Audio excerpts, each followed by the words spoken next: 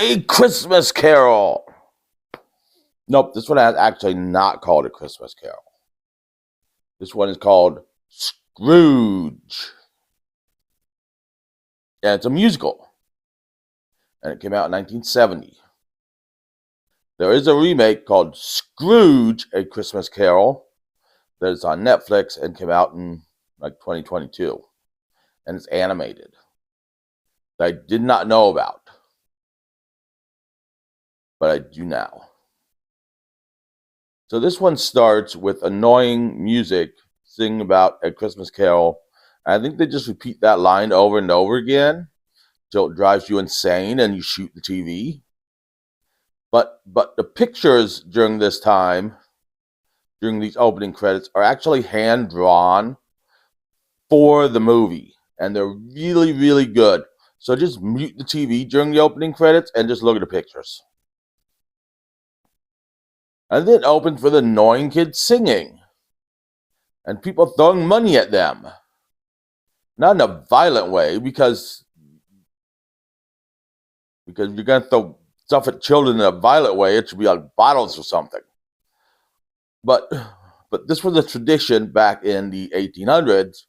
You'd go door to door to houses and sing, and they'd give you money or alcohol, whichever one you wanted at the time. I think alcohol would have been a whole lot better. But they were kids, and you can't get kids drunk.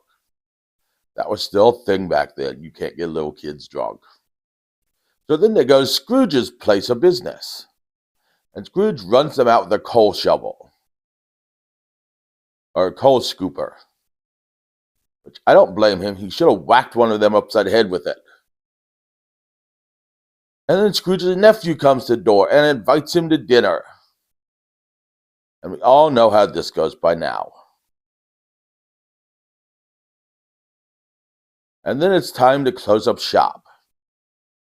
And in this one, Bob Cratchit asks for his pay on Christmas Eve instead of waiting, and Scrooge agrees. And they have their little talk about him taking Bob Cratchit taking Christmas Day off and stuff. And then there's the song by Bob Cratchit about kids and looking at toys and Christmas dinner and stuff. It's not a very good song. A lot of songs in this movie aren't very good. So then Scrooge leaves his office, and we see the two gentlemen asking for money for the poor, and Scrooge does his thing. Then Scrooge's song comes up, I Hate People, which actually I like this song, mainly because I tend to dislike people. And I would tend to sing this in public just to get people away from me. Because I imagine it would. Then again, you could probably sing Dracula in public to get people away from you too. You could probably also sing These Boots Are Made for Walking in public to get people away from you. Or Jambalaya to get people away from you. You could probably sing anything in public to get people away from you. And then the kids come back and start following Scrooge and sing Father Christmas to him, talking about how stingy and nasty he is. Which I hate this song because the kids are really, really annoying. And once Scrooge just beat them with his cane. But we also see Scrooge going around to the people who owe him money. And of course, none of them can pay him because it's Christmas Eve. And they all negotiate for longer times, but Scrooge charges them more money. And then Scrooge goes to his house and sees Jacob Marley in the door knocker. And then Jacob Marley comes in, who's played by Alec Guinness in this. Now, Scrooge is played by Albert Finney. And the thing is, if you watch this movie, Albert Finney was actually only in his mid-30s when he did this movie. So he's wearing makeup and stuff to look older. And the old man-ness in his performance is just his acting to make him seem like an old man. He is actually only in his mid-30s when he made this movie. So he does really good job acting. And Alec Guinness as Marley does a really good job just basically hamming it up. he walks funny as a ghost. He talks funny as a ghost. He basically just decides, I'm going to do my best to make this ghost unique. And so then we meet the ghost of Christmas past. In this one is an older woman.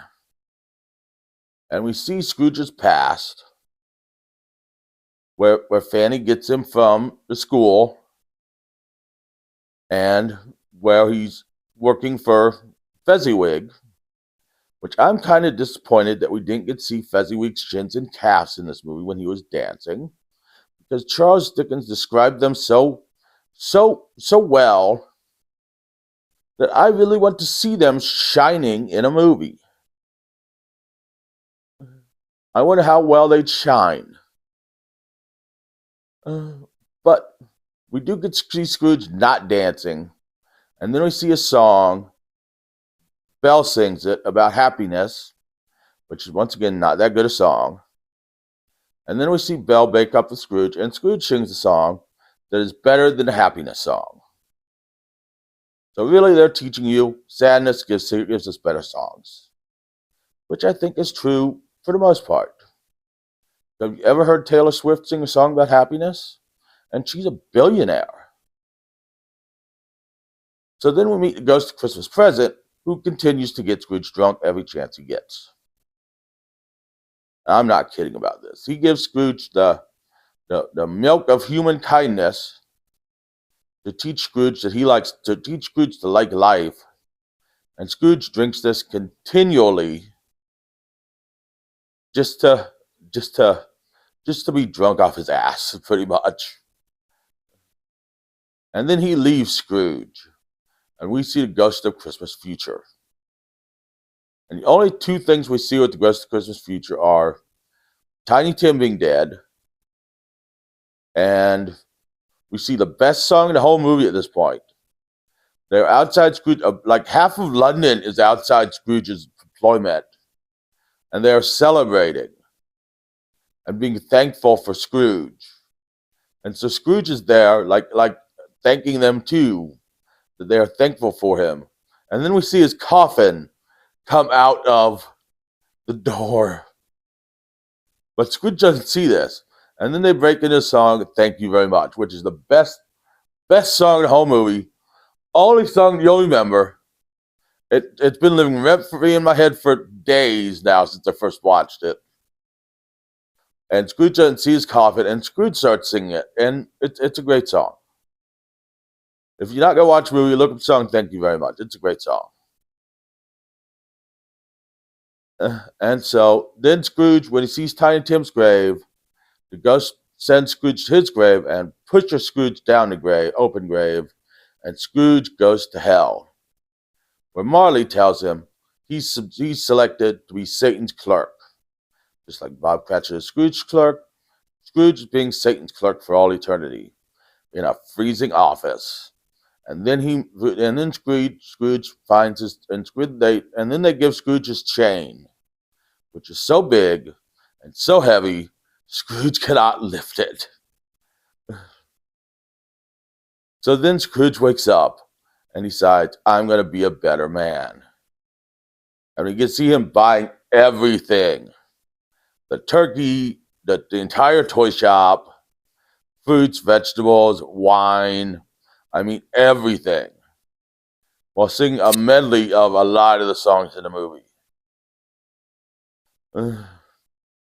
Ending with Thank You Very Much. And he goes to Cratchit's, gives him the turkey, tell him he's raising Cratchit's wage, and he's going to find Dr. Tiny Tim, and then he says he's going to his nephew's house for Christmas lunch. And that is how the movie ends. And now we are done with the Christmas Carol. I will not review one next year because I don't think you guys want me to. But join me next week when we're going to do something New Year's related in wrestling. I don't know what yet. I've got to look it up. And we're going to do the movie Amityville Ripper, which I am told is a New Year's movie. I am told. So see you then.